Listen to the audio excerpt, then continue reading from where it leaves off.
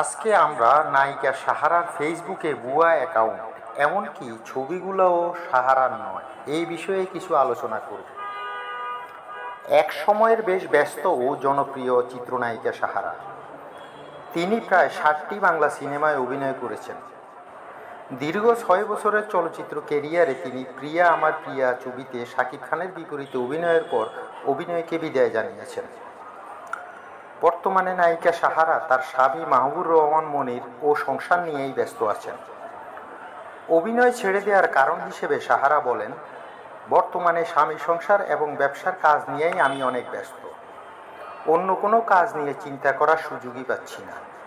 এছাড়া আমার স্বামী চলচ্চিত্র অভিনয় করা মোটেই পছন্দ করেন না, তাই অভিনয় থেকে দূরে রয়েছি। এমনকি ভবিষ্যতে অভিনয়ে ফেরার কোনো সম্ভাবনা নেই। রাজধানী ঢাকার গুলশান 1 নম্বর শপিং প্লাজা শপিং মলে